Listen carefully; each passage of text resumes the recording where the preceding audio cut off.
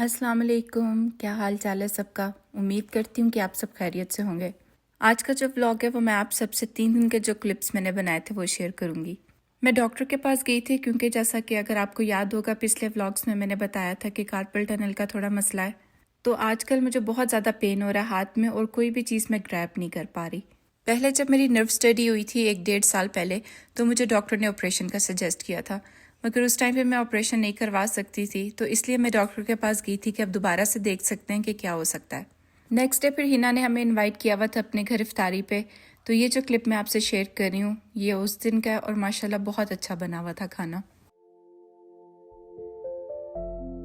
बहुत अच्छा लगता है जब हम दूसरे मुल्कों में होते हैं, रमज़ान करीम का कुछ देखने को मिलता है या पाकिस्तान या अपनी कंट्री से रिलेटेड कोई भी चीज़ देखने को मिले तो बहुत अच्छी लगती है। कुछ दिनों से मुझे बहुत ज़्यादा प्रॉब्लम हो रही है, समझ ही नहीं आती कि क्या डिशेस बनाएं और क्या नहीं। तो आजकल ये काम जो है मैंने सभी को दिया हुआ है, उनको मैं शाम को कॉल करके पूछ लेती हूँ, जो उनका दिल करता है फिर मैं वही पका लेती हूँ। तो इस दिन सभी का दिल करा था बन पिज़्ज़ा खाने का। तो मेरे पास शिमला मिर्च नहीं थी, वो मैं लेने के लिए गई थी। अगर मैं एक लेती हूँ तो वो सिर्फ $5 की आती है, तो इस वजह से मैंने 3 का पैक ले लिया जो $7 में लगा हुआ था।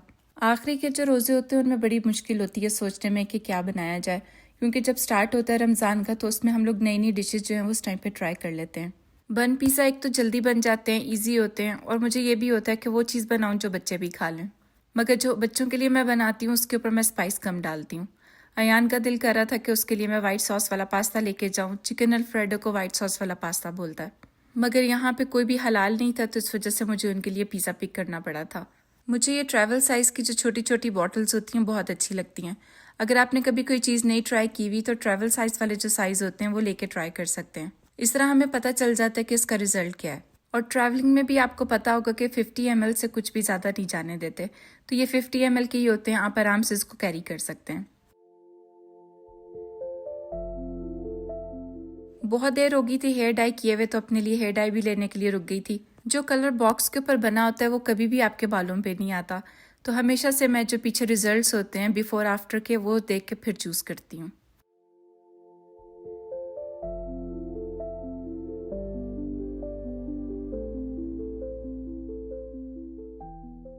ये जो क्लिप्स मैं आपसे शेयर कर रही हूँ ये आज के हैं। आज कनाडा में स्नो स्टॉर्म आना है। पूरी रात से बारिश हो रही थी और थोड़ी देर पहले यहाँ पे स्नो पड़नी शुरू हुई है और ये सारा दिन पड़ती रहेगी।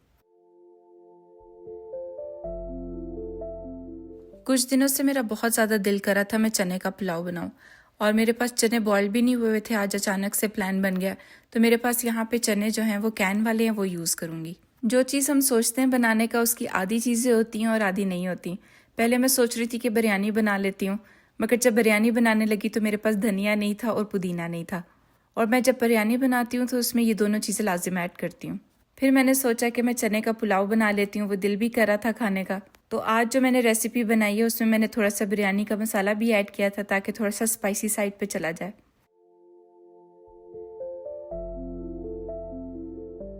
तो मैंने पहले 3-4 टमाटर ले लिए थे छोटे साइज़ के। अगर आपके पास बड़े हैं या मीडियम है तो आप 1 या 2 भी यूज़ कर सकते हैं।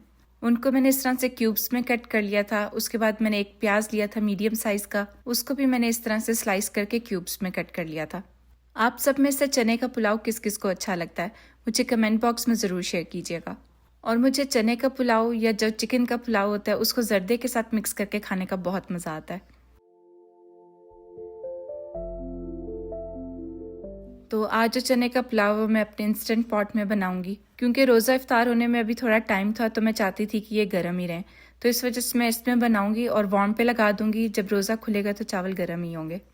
तो मैंने यहाँ पे थोड़ा सा ऑयल ले लिया है। उसके बाद जो मैंने प्याज कट किए थे पहले मैं उनको हल्का हल्का गोल्डन ब्राउन कर लूँगी।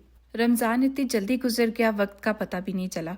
अब ईद की तैयारियां शुरू हो गई हैं। लोग तो बहुत पहले ईद की तैयारी शुरू कर देते हैं, मगर हम लोगों का यहाँ पे ये होता है कि सिर्फ नमाज पढ़ने के लिए जाना होता है और उसके बाद जो है वो एक नॉर्मल डे होता है। कभी कभी इस तरह भी होता है कि ईद वाले दिन भी काम पे जाना होता है, क्योंकि यहाँ पे ईद की कोई छुट्टी नहीं होती, तो इस वजह से हम लोगों को काम पे जाना पड़ता है। मगर इस दफ़ा मैंने और सभी ने अपनी ऑफ लिखी है ताकि हम बच्चों को थोड़ा सा घुमा सकें। यहाँ पर जब दूसरे फेस्टिवल आते हैं तो बच्चे बहुत ज़्यादा फैसिनेट होते हैं।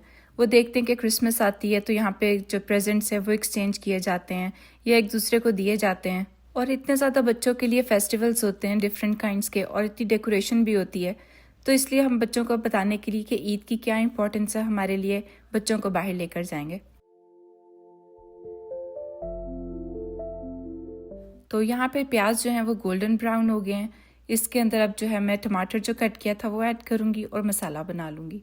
मैं इंशाल्लाह आप सबसे चांद रात के व्लॉग भी शेयर करूँगी और ईद के भी करूँगी। आप लोग मुझे बताएं कि आप सब में से किस किस ने ईद की तैयारी स्टार्ट कर दी है और किसकी हो गई है। यहाँ पे पाकिस्तानी कपड़े मिलते तो हैं, मगर उस तरह के नहीं होते जो आपकी चॉइस के मुताबिक हों, और अगर कोई पसंद आ भी जाता है तो वो इतने एक्सपेंसिव होते हैं कि हर कोई अफोर्ड नहीं कर सकता।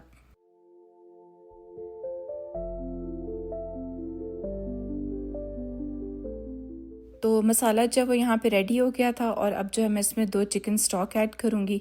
उसके साथ ही इसमें थोड़ा सा ज़ीरा ऐड करूँगी, थोड़ा सा सॉल्ट ऐड करूँगी। सूखा धनिया और ज़ीरा जो होता है हमेशा मैंने क्रश करके रखा होता है अपने पास, तो उसके अंदर थोड़ा सा वो भी ऐड करूँगी। मैंने स्टार्ट में इसमें थोड़ा सा बिरयानी मसाला ऐड किया था जो कि मैं शूट करना भूल गई थी।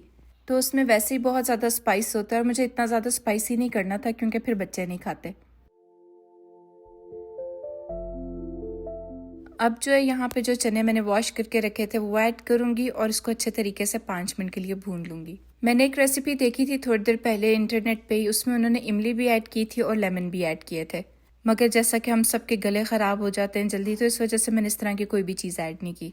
मैं यहाँ पे 2 ग्लास चावल बना रही हूँ और उस हिसाब से पानी ऐड कर रही हूँ। आप जितने करेंगे उस हिसाब से ऐड कर सकते हैं। आजकल रूटीन भी इतनी ज़्यादा अपसेट हुई हुई है और बच्चों की स्प्रिंग ब्रेक भी चल रही है, जिसकी वजह से मैं रोज़ व्लॉग्स अपलोड नहीं कर पा रही।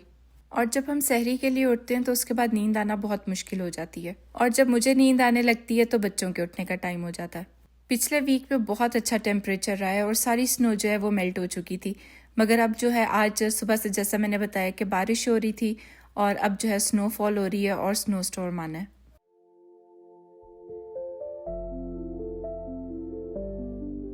इफ्तारी से कुछ देर पहले हिना की कॉल आई थी कि वो थोड़ी देर के लिए आना चाहती है, वो बच्चों के लिए कुछ लेके आना चाह रही थी।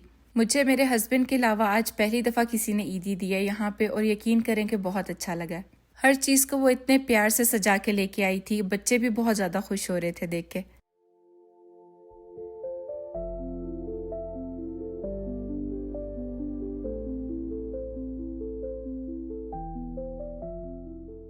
तो शाम को हमें किसी काम से बाहर जाना था और आप देख रहे होंगे कि कितनी स्नोफॉल हो रही थी कि हमारा जो डोर है कार का वो खुल नहीं रहा था, और ये जो स्नोफॉल है ये कल जाकर रुकेगी।